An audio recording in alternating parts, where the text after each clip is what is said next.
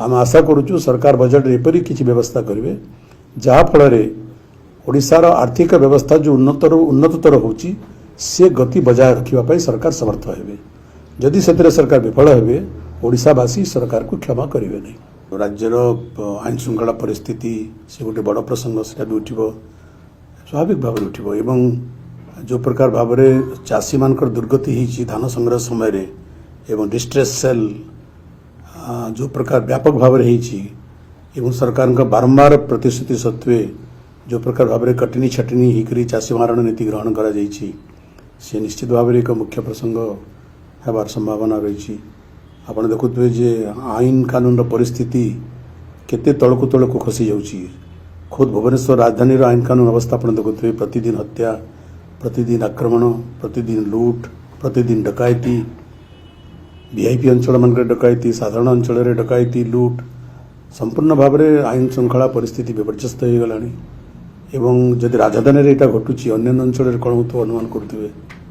एवं नारी अत्याचार नारी दर्शन नारी हत्या नारी मान अत्याचार प्रतिदिन खबर कागजर पृष्ठामंडन करुच्ची मीडिया रे प्रचारित होउची ये सब एक सांघातिक प्रसंग गुड़ाक स्वास्थ्य क्षेत्र में विशृंखला डाक्तखाना मान डाक्तर नांती स्कूल मान शिक्षक नांती तेणु अनेक अनेक अनेक प्रसंग अच्छी स्वाभाविक भाव विधानसभा जो बसी बजेट अधिवेशन से प्रसंग सब मान्यवर सभ्य मान उठार संभावना रही।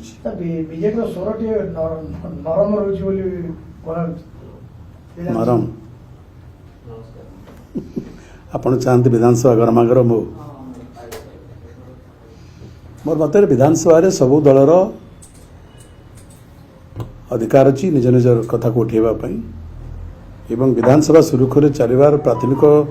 दायित्व होची शासक दलर। तेणु शासक दल को प्रकार भाव में विधानसभा को परिचालित करुछंती विधानसभा चलवा न चलवा तांको उपरे बहु परिमाण निर्भर करे। जदिव विधानसभा चलैबारे समस्त सहयोग आवश्यक किंतु प्रमुख भूमिका प्रमुख दायित्व होची शासक दलर मनोवृत्ति शासक दलर विधानसभा परिचालन करवा कौशल शासक दल सहनशीलता मनोवृत्ति अच्छी कि नहीं। अनेक समय देखो शासक दल मान इंटॉलरेंट हो जाती समालोचना को सही पारती नहीं। यहाँ गणतंत्र यहाँ समालोचना करेंगे भी समालोचना सही भी यहाँ तो डेमोक्रेटिक माइंडसेट हवा उचित ये प्रकार अनेक समय तार अभाव परिलक्षित हुए जहाँफल विधानसभा पार्लियामेंट विशृंखला सृष्टि हुए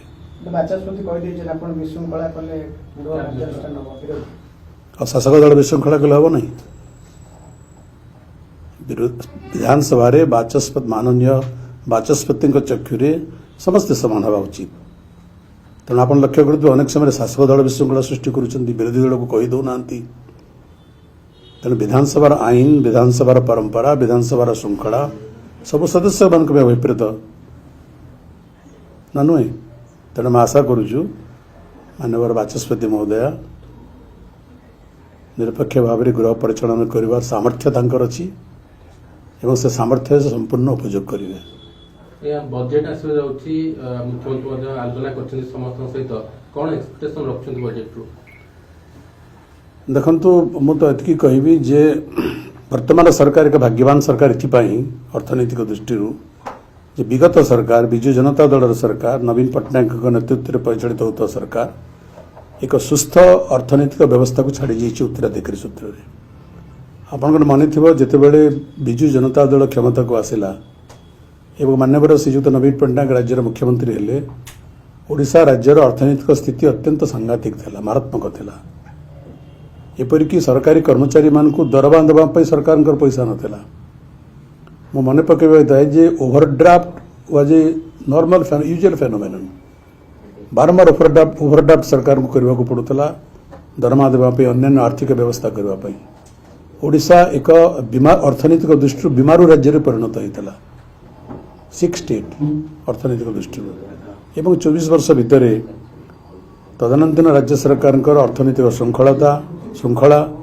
एवं अर्थनीति को ठीक भाव में परिचालना कर दक्षता एवं अन्य विभिन्न कारण आंतरिकता आज ओडिशार अर्थनीति एक सुस्थ अर्थनीति परिणत होती। आप देखिए गत सप्ताह नीति आयोग रिपोर्ट प्रकाशित होती से रिपोर्ट 2023-24 पर्यंत ओडिशार अर्थनीति संपर्क में व्याख्या करा जायछि एवं सेथिरे नीति आयोग स्वीकार करिसेंती जे विगत सरकार समय रे ओडिशार अर्थनीति अति श्रृंखलित होईछि ऊर्ध्वगामी होईछि एवं ओडिशा एक बड़का राज्य परिणत होईछि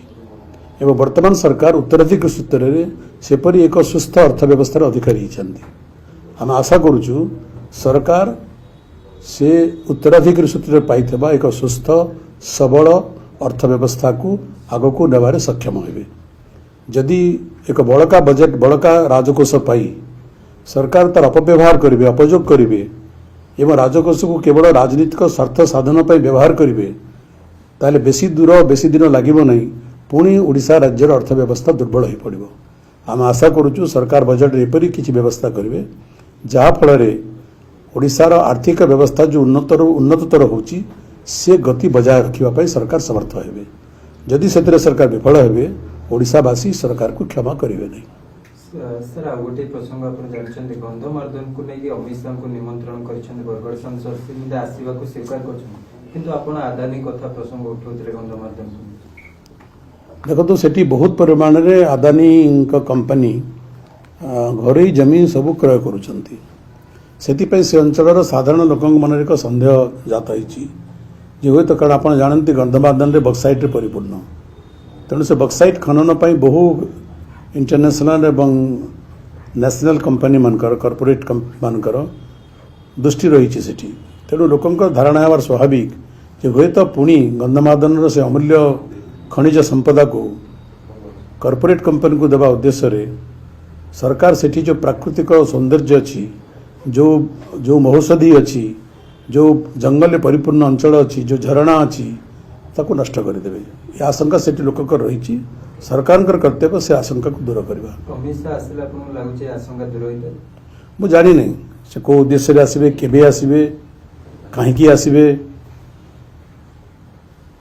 गंधमार्दन सुरक्षा पे आसीबे